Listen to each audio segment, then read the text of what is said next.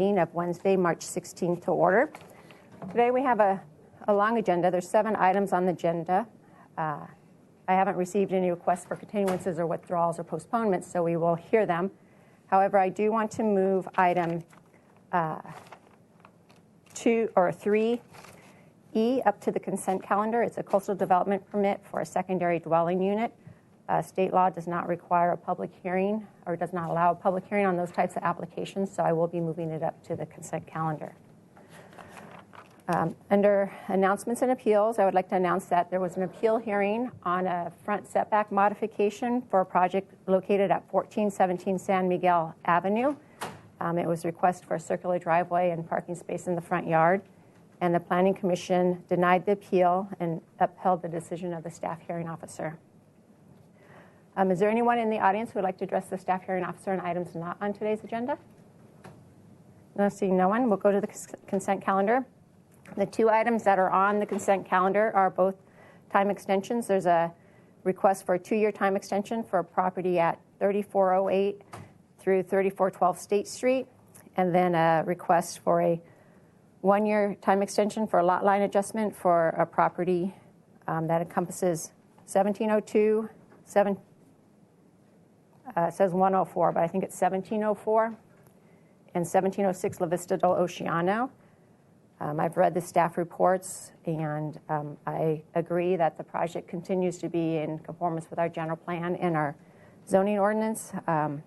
Is there anybody who would want to address the staff hearing officer on these 2 time extension requests?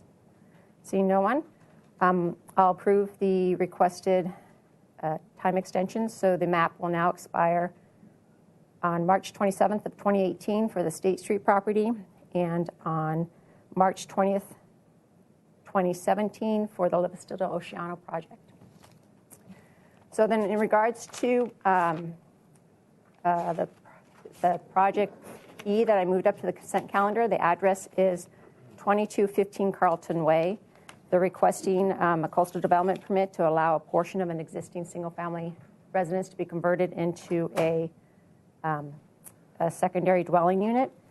I have reviewed the staff report, and I've done the site visit, and I would like to note that I did receive 1 letter in response to the notice that was sent out. It's from a neighbor, and they are in support of the project.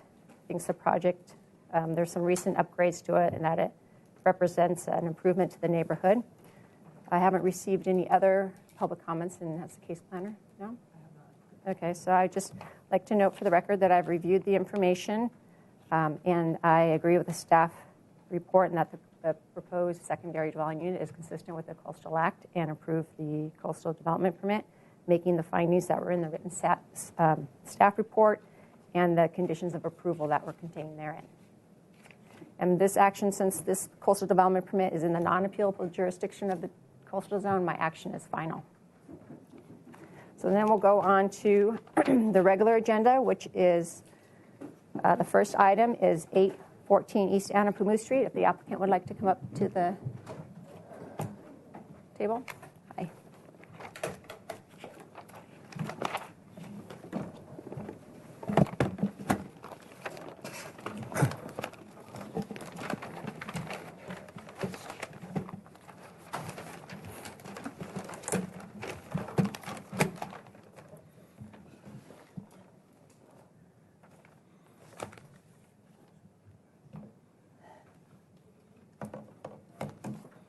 Anytime you're ready, Andrew.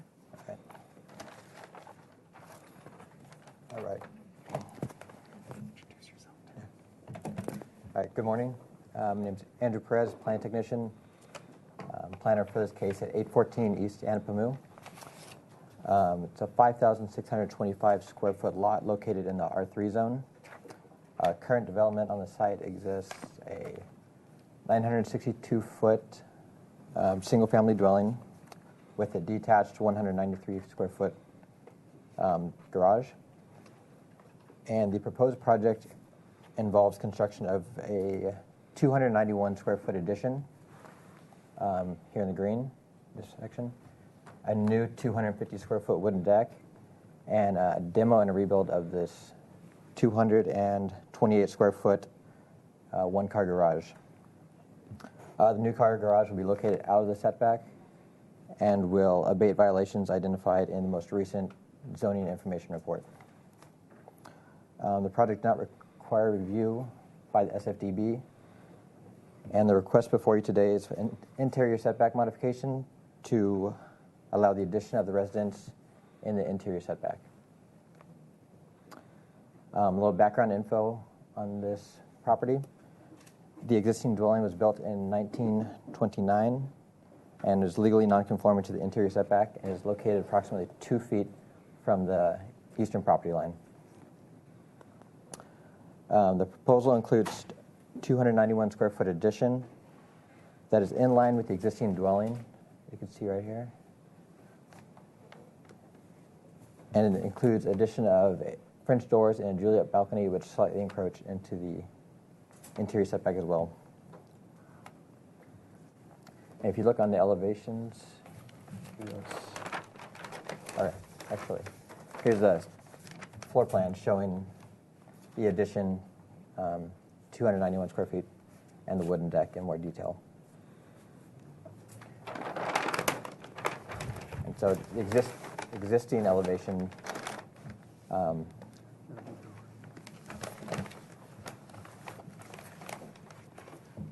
currently, this is the existing elevation on that eastern side of the dwelling.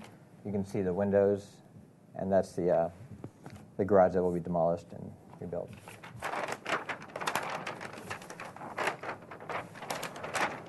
Whereas the proposed addition and elevation, you see the windows have been removed, and no new windows are proposed. And staff is supportive of the request because the addition follows the line of the existing building. The 3 windows have been removed to maintain privacy, and the area of the Juliet balcony and the French doors that encroach into the setback are oriented to the backyard of this property and overlook a parking and maneuvering area in the neighboring property. And it's not anticipated that this will adversely impact the neighboring property. Staff would like the proposal approved and supported subject to the findings and conditions outlined in the staff report. Great, thank you. I don't have any questions for you right now. Would you like to state your name for the record and provide additional comments? Sure. My name is Jonathan Villegas, and I am the designer and engineer on this project. One of the other reasons we did actually want to have some fenestrations in this wall line, but we talked to the building department because it is so close to the setback, to the property line that we're not allowed to. We had to keep a 1 hour fire wall between the property line. So. Okay. That's why it's a blank wall. That's why it's a blank wall. Yeah. Okay. That's all you wanted to add? That's fine if it is. But yeah. Okay, great, thanks.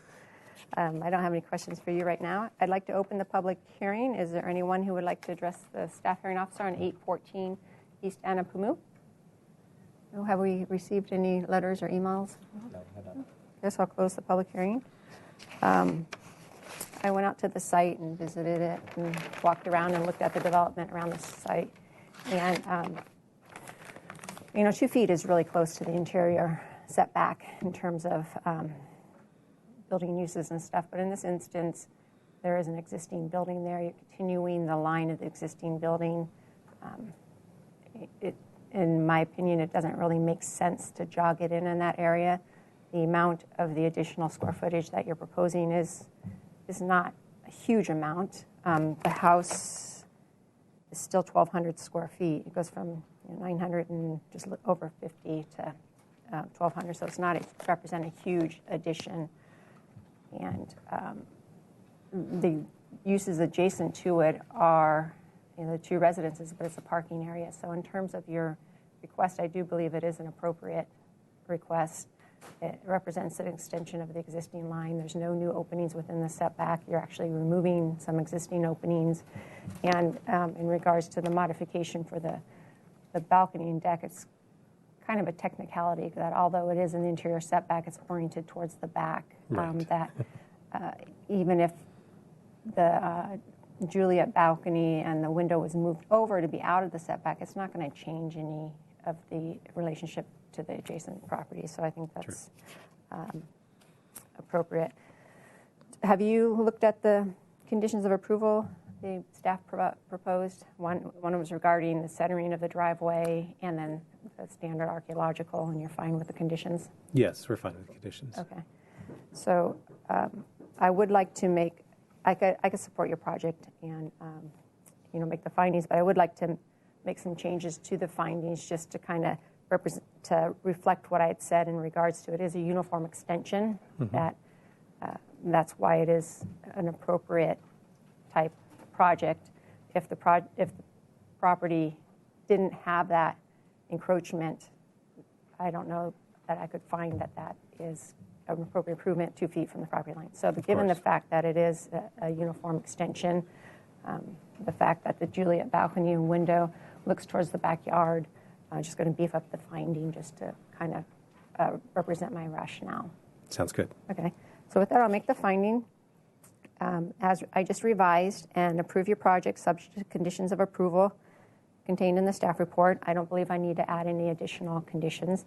My action is appealable to the Planning Commission within 10 calendar days, and they also have oversight authority of all my actions. And if they felt this warranted additional discussion, they could call it up during that same 10-day review period. And if that was to occur, Mr. Perez would contact you. Great. Okay? Thank you. Thank you. We'll go to the next item, which is 915 West Valerio, if the applicant would like to come up. I'll stamp these and give them, or you can have this and I'll stamp some.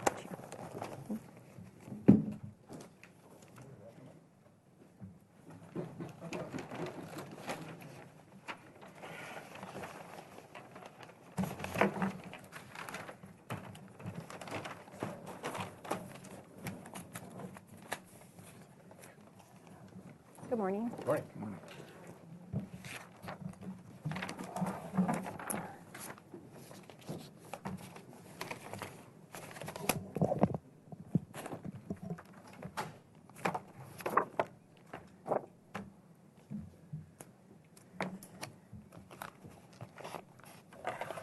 Good morning. Ready. Good morning. Joella Conti, Assistant Planner. This property is located at 915 West Valerio Street. The property is zoned R2, and it's a 7,500 square foot lot. Current development on site consists of a 1,433 square foot single family dwelling, a detached 324 square foot 2-car garage, an as-built 134 square foot detached accessory building, and an as-built outdoor fireplace.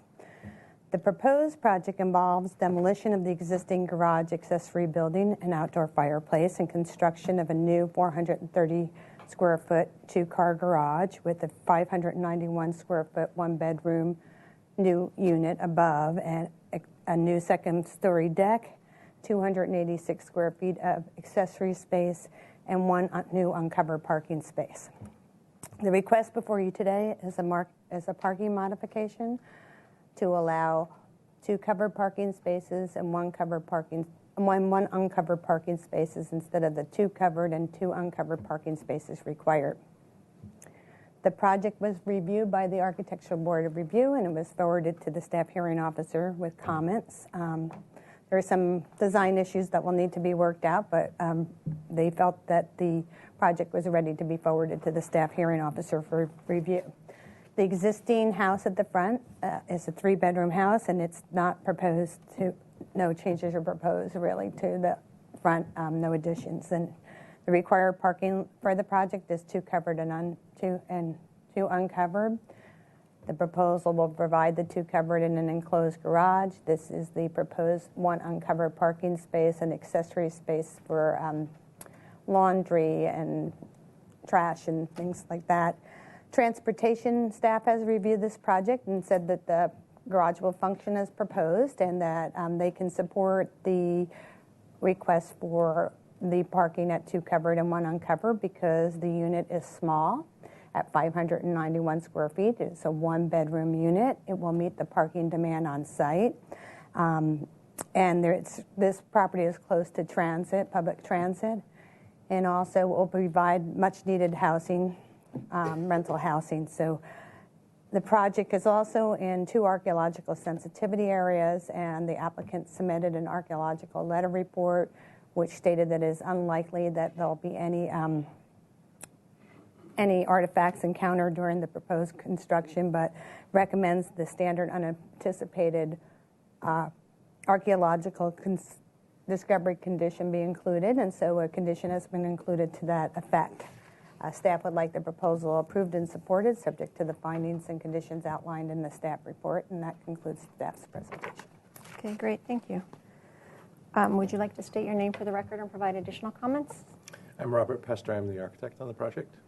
Hi, I'm Jim Howley. I'm the owner of the property. Okay. Is there anything you'd like to add? I think Joanne covered it pretty well. Okay, great.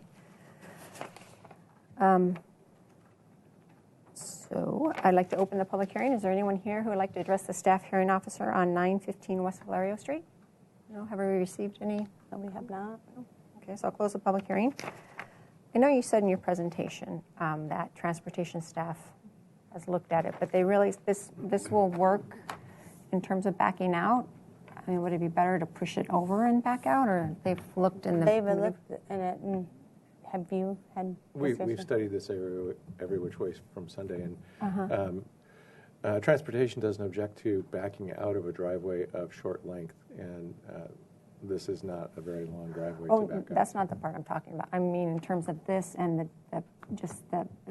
being able to go, there's enough room to get, this doesn't... Oh, yeah. No, it works. And it doesn't, which is you why don't we not notched, make it why we wider notched or the anything? existing deck back over here, so that there would be room for both cars to be able to maneuver in and out. Oh, okay. Well, it's up to them. The request before me isn't garage size or anything. It's parking, so reduction in parking. But it's just looking at this, it looks like it's pretty darn tight. And so is it really going to be used for the covered parking or not? But they're good at their job. They look at it, so I'm not going to second guess them. In regards to the request, I did go out to the site and visited the site. And, it's midday, and there really wasn't much parking on the street, or wasn't much cars parked on the street. There's a lot of available parking. But in this situation, I agree with staff's analysis in regards to the size of the new unit, that it is small. Typically, the demand is lower, and in this situation, with the unit size and the fact that you can provide the uncovered parking on the site, that there won't be an increase in demand for parking in the immediate area. And I can make the findings outlined in the staff report. And you saw the condition. It's just to alert you the remote possibility of Artifacts. Yeah. Just to alert the contractor of the remote possibility of finding something. Okay. So with that, I can make the findings as outlined in the staff report and approve your project subject to the condition that's proposed in the staff report. My action is appealable to the Planning Commission within 10 calendar days, and they also have oversight of all my actions, and if they felt this warranted additional discussion before them, they could follow it up during that same 10-day review period, and if that was to occur, Mr. LeConte would contact you. Excellent. Okay? Thank you. Thanks, Joanne. Okay, thanks. Thank you. The next item is 527 East Matrinas Street, if the applicant would like to come up.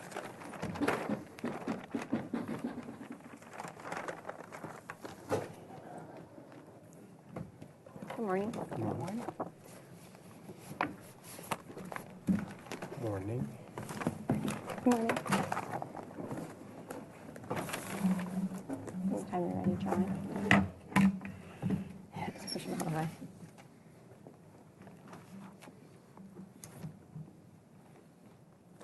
the way. Okay. This property is zoned R3, and it's a 10,609 square foot lot.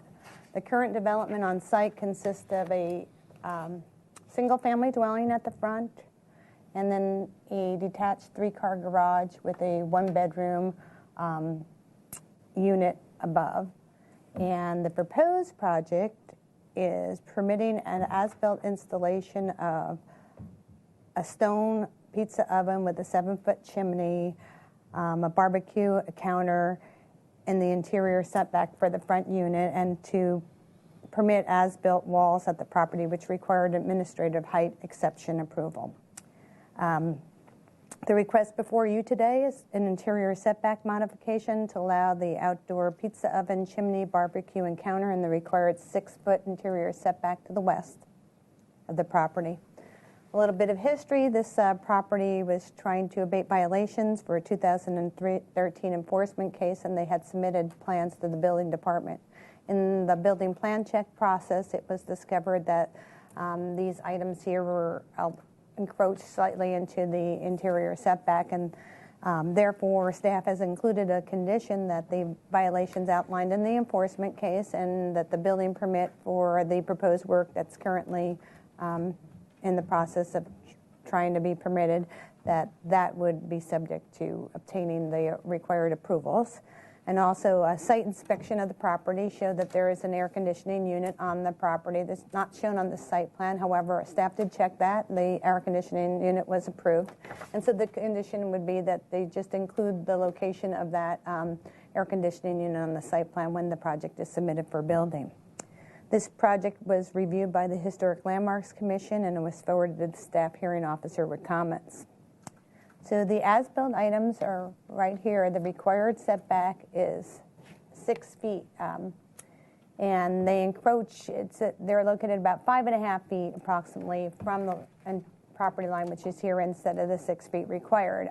There is a driveway easement along this side of the property, and the property faces a commercial building on this side. Staff supports the request because the area is heavily screened by a wall and landscaping. It's adjacent to a commercial a non-residential driveway, and it's not anticipated to adversely impact the adjacent neighbors and the street frontage. And staff would like the proposal approved and supported, subject to the findings and conditions outlined in the staff report. I think that's basically it. There's on the second page, you can see clearly the elements. Even though structurally it's one element, if you look at this line here, this is the approximate encroachment into the setback. So even though there is a pizza oven and a chimney and a barbecue and a counter, most of the items are outside of the setback. So it's a small encroachment, and that concludes staff's presentation. Okay, and then the parcel right next to it, it's a commercial zone. The zone line's on the property line. Is that? It's a medical office building. I'm not sure the exact zoning. Okay, all right. I believe it's commercial. Okay, great. Would you like to state your name for the record and provide additional comments? Kathy Alajarin. Owner, and Gilbert Alajarin. Okay. Spell your name Kathy? Yeah. Okay. Yes. Just for the record, just so that we. All right. Did you have anything you wanted to add? No, I think you did a good job. Thank you. Okay, great. I went out to the site and looked at the area, the neighborhood. Traditionally, or historically, I haven't supported these types of uses within the setback because they're a nuisance issue with the neighboring property, the smoke from it, and that kind of thing. Your case is different in that, yes, it is zoned R3 or R4, and it is a residential use, but right next door is a medical office, and there's a driveway and a parking lot area, and so it's a different type of interplay between the two properties. And so in this instance, although I typically don't support this kind of improvements, I can. I think it is an appropriate improvement and enhances the usability of the outside area for either you or your tenants. And it's not going to anticipate to be impacting the adjacent neighbors. When this area is in use, the office building will probably be closed. It's more in the evening or weekends. Yes. So I think, or given that situation, that this is an appropriate improvement. I would like to, though, make changes to the findings just to reflect the fact that it does say it's adjacent to a non-residential driveway, but also parking lot and use, and that's why it's an appropriate improvement. And I do recognize that the pizza oven and the majority of the barbecue is outside of setback, but it's the whole of the structure. Yes. So it's the fact that part of the structure is in the setback. It just calls it all into question. So. I'm just going to kind of beef up the findings just so they adequately show my thought process and and for the record. And then staff, like Joanne said, they proposed a couple of conditions, which you do have to abate the violations, whether it's a condition or not. That's a requirement. And then showing the air conditioning unit. But you've reviewed those and agree with them? Yeah? Yes, Okay. yes. I don't need to add any additional question or conditions. So with that, I can make the findings as I revise them and approve your project subject to those 2 conditions of approval contained in the staff report. And my action is appealable to the Planning Commission within 10 calendar days. And they also have oversight authority of all my actions. And if they felt this warranted additional discussion before them, they could call it up during that same 10-day review period. And if that was to occur, or if either of those were to occur, Ms. Wilconte would contact you. Oh, Okay? Great. Okay, Thank you. thank you. Thank you very much. So we'll move on to the next item, which is 6100 Hollister Avenue. If the applicant would like to come up.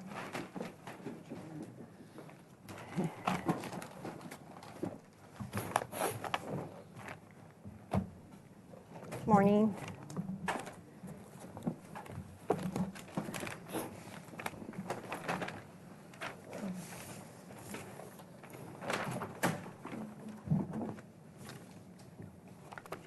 We have no pretty pictures for this one.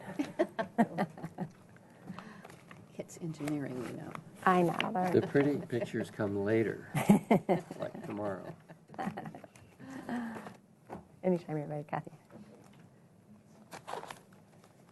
Morning. This is a proposal for... And who are you? I'm Kathy Kennedy, Associate Planner of the City. The proposal is for 6100 Hollister Avenue. This is a 3-lot subdivision of a parcel owned by the city airport. And it is located north of Hollister Avenue. And here is the proposed tentative subdivision map. Just point out here is... Oh, they might have you on mute. This is on. There you go. Okay. Okay. I'll point out here we go. Hollister Avenue here, Batella Road to the north. We have Frederick Lopez Road to the east and David Love Place to the west. Like I said, this is a 3-lot subdivision proposed by the city airport, and it would result in 3 lots, a larger lot here, parcel 1, parcel 2, and then a smaller parcel 3 here. This lot here is not part of the proposal. It's a separate park, already developed as a park. As I said, it's located north of Hollister Avenue. It's within the airport industrial area specific plan area, which is a larger area both north and south of Hollister Avenue. It's in sub-area 2 and 3, and it is zoned AI1 and AI2, airport industrial zoning. It includes a 54-foot wide easement here in this location to be constructed as a road as a part of the future project, which I'll talk about briefly. But no development is proposed as part of this application. This subdivision was authorized by City Council back in 2014. There's a purchase and sale agreement between the city, airport, and Direct Relief. Direct Relief is a nonprofit organization that is seeking to develop this parcel here. They are going to be going to Planning Commission tomorrow for consideration of that project. But development is not part of this subdivision. This easement area, though, will be used as the area where the new future road will be constructed as part of the Direct Relief project. A sale of the property will allow the airport to develop other properties, and these 2 in particular that are currently in the process of being reviewed by the city. And that is one of the specific plan policies, is that the airport be essentially self-sufficient, so selling this property will enable them to develop other properties within the specific plan area. The project does comply with all applicable policies in the specific plan. I wanted to point out that one policy in the specific plan required the widening of this Batella Road to provide more landscaping on the north side, and that was done back in 2000, 2001. So that complied with the specific plan. It also, the specific plan includes conceptual locations of new roads. There's a new road shown on the map in the plan. They call this Road B, and there's another Road A in this general vicinity. As projects came forward over the years, those were looked at, and there were a couple of projects that were approved and not constructed that included a road here and did not include the Road A. The direct relief project, as proposed, includes this road. There's really no need for that proposed development to have another small road through this way, so it's not proposed. So it's only this road here being proposed. And the city airport is fine with that. Because the A road was just envisioning if this wasn't developed as one huge or one congruent or whatever property it was. Okay. Right, it could have been separate, still stay one parcel, but separate uses throughout. Okay. So, in regard to allocation, the airport within the specific plan has its own way to allocate square footage. It's throughout the whole specific plan area at the discretion of the city to allocate at different parcels, different amounts depending on the project. And that concludes our city's proposal description. If you have any questions, we are recommending approval subject to just one condition in the staff report for this easement to be recorded and subject to the findings in the staff report. Okay, great. Thank you. I do have some questions, but I'll wait to see if you guys answer any of them before I ask them. Would you like to state your name for the record and provide additional comments? I'm Owen Thomas, and I'm here just to answer questions. I think Kathy covered it well in the staff report. Okay. And I'm Andrew Berman, project planner for the airport. I'm also just here for questions. Hazel Johns, airport director, for questions. Ooh, you guys are leaving yourself wide open. Okay, thank you. I'd like to open a public hearing, but I don't see anyone. Have we received any emails or public comment? No, we haven't. Okay, so I'll close the public hearing. I did go out to the site and drive around the area, and any development will be an improvement. It's a hodgepodge of things. And I had some questions regarding the specific plan, but first, in regards to the allocation of square footage, I know you guys are all familiar with it, that, we used to call it Measure E, but the development plan that allocates square footage in the airport is a total different animal. And they have their own bank of square footage from demolished and vacant and all this stuff, and all the pools. In typical subdivisions, commercial subdivisions, we designate how much square footage is for each parcel, so that it's clear for the record. And if it's not designated, then it's divided equally. And so that was one of my questions on how it's divided.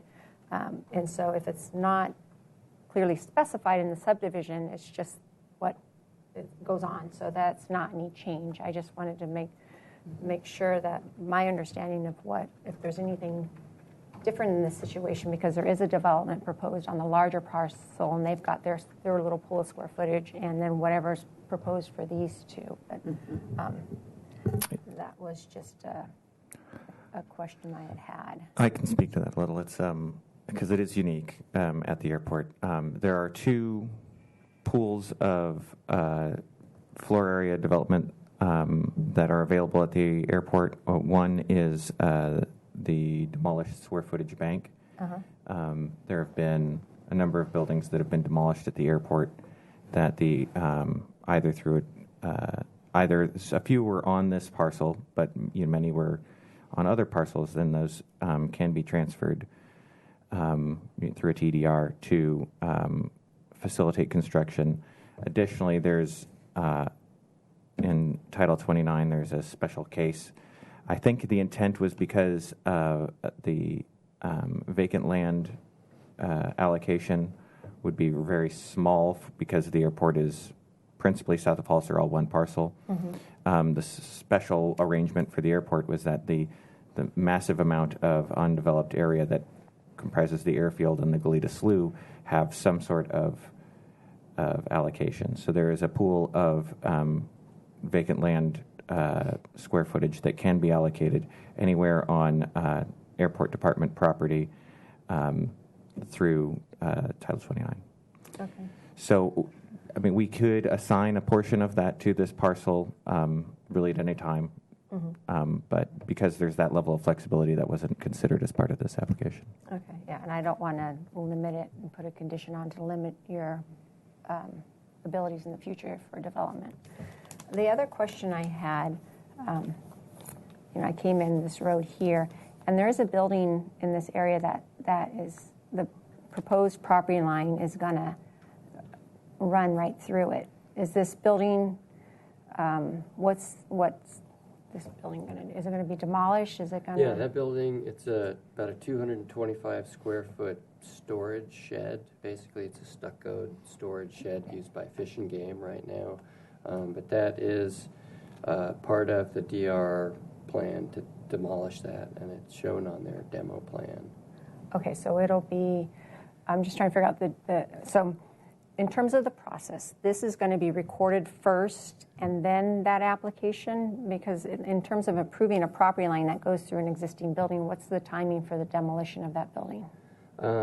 That would be, once DR has purchased the property, then they would initiate the site clearing and demo for their project.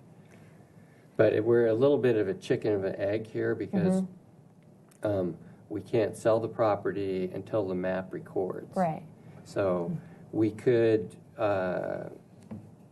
demo the building after the map records, but if we try and demo it prior to recordation, it'll delay the recordation because it takes a while to get a demo permit. We have to go through the city process, and then there's Air Pollution Control District. And if there's any lead paint or asbestos, it could kind of string out the demo process, and that could impact the schedule for the sale and therefore the DR project. At this point, if direct relief is successful at Planning Commission tomorrow and receives entitlements, then the purchase and sale agreement says after that we have 90 days to close. So in talking with direct relief, they anticipate getting started with construction and doing it in a phased submittal. So if they do the demo and the grading and drainage first to get the soil stabilized, and they anticipate starting that this summer. So while the building is still there and still on the lot line, all of the buildings that are remaining on the airport would come down under direct relief's plan to demolish and clear the site for that. That's their responsibility and not the airport's. Okay, and so if for some reason they're not successful tomorrow and it's denied, then what would, I'm just trying to figure out in terms of maybe some kind of condition that, this building needs to be removed. Either way. We could do something like within 6 months or some time period after recordation. One way or the other. It'll be removed Yeah, by where either we would direct just relief or the agree city. to demo the building, period, within 6 months of map recordation. Okay. I'm just trying to think what would be the trigger to make sure. Well, I think that the worst case scenario is that this map is recorded, and then for whatever reason, the direct relief project is not constructed and the purchase and sale agreement is not executed. Right. And then the city would own a building on 2 parcels that it also owns. Yeah, but that was not something we'd be approving in a development, to approve a new lot line that runs through an existing building. That's just something we wouldn't approve. So some kind of trigger that, it shall be removed within so many months, or what? Or issuance of a building permit anywhere on the property. Okay, I'll think about that. Because there are proposals on this parcel too. Yeah, we were And thinking about so that. it could be no It further. seems like the best sort of absolute way would just be to put a time limit on it, and then the trigger would just be really that we're a part of the city and we'd comply with the condition just because we have to. Right. Okay. Then the other questions I had just mainly involved compliance or consistency with the specific plan, because that's one of the findings that you're found consistent with the zoning ordinance or any specific plans. And so I'm glad that Kathy went into more detail in regards to proposed Road A, why it's not shown on there, and I, reviewing the project and knowing Direct Relief is buying this property. It was shown, the specific plan says if necessary, and so it's not necessary because of the type of development. The one concern I did have was regarding Francis Botello Road in regards to moving it 10 feet, and I haven't followed airport development, and so that's good to hear that that's already been implemented. So the project is consistent with that policy and carrying it out in the roadway improvements. And then with the this new road, the specific plan talks about improvements to pedestrian and bikeways and that kind of stuff. So that's going to be an important element when this road is designed, that'll be taken into account at that time. So in regards to the subdivision and the dry lot subdivision, I can find it consistent with the specific plan. Specifically in regards to the vehicular circulation and the redevelopment, of Francis Botello Road, and then Street A and B.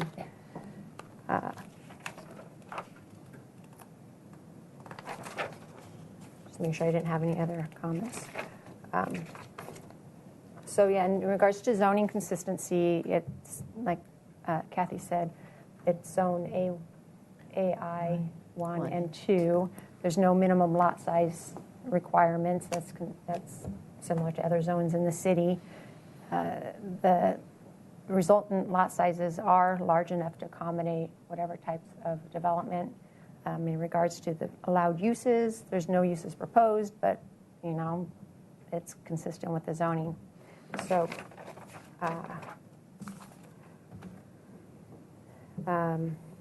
so I don't see any reasons why I would make any of the findings specific to reasons for denial.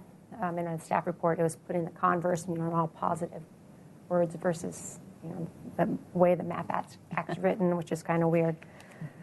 So I can make the findings in the staff report.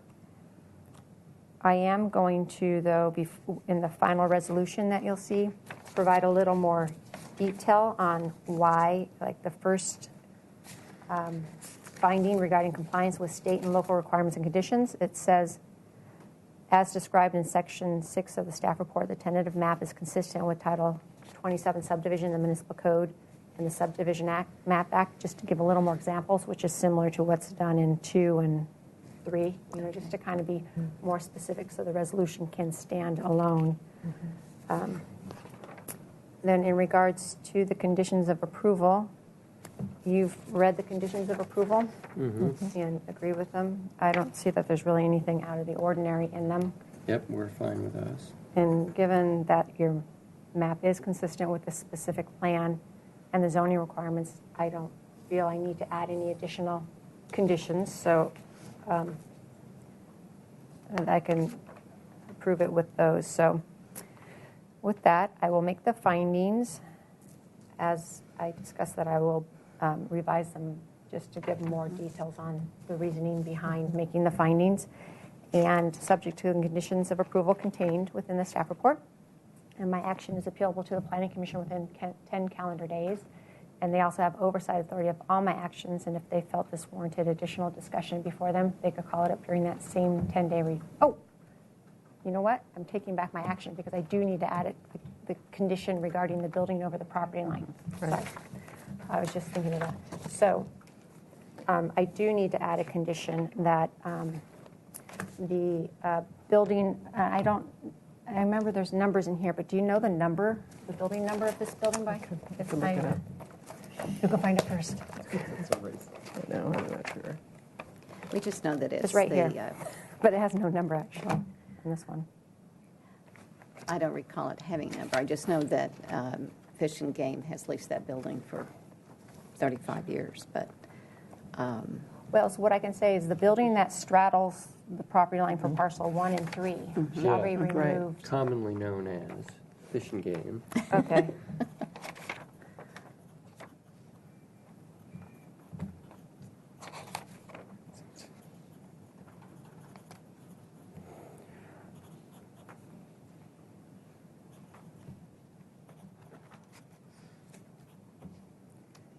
Okay. Just so it's descriptive of which one we're meaning. 'Cause I know there's a building in this area somewhere. 365 or 364?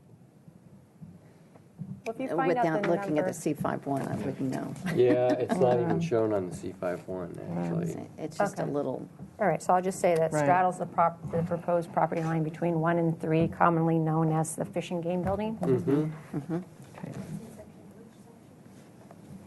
Okay. Yeah, where do we? Where do we put it in? General conditions, just under general conditions, make it number, well, put it before approval time limits, so put it a new 2.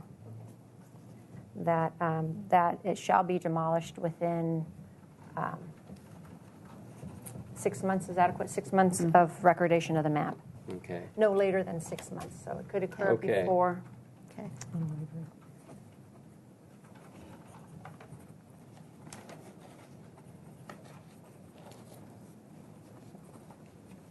And it's going to be a final map, right? Or parcel. Parcel map. Parcel map. Yeah, parcel map up here. Okay, so with that additional condition, so I'm glad I thought of that before I finished. Are you going to take the building out? Yeah. Yeah.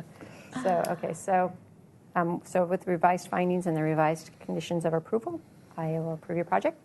And my actions appealable, like I was saying, to the Planning Commission within 10 calendar days. They also have oversight authority of all my actions, and if they felt this warranted additional discussion before them, they could call it up during that same 10-day appeal period, and if either of those were to occur, Kathy would contact you.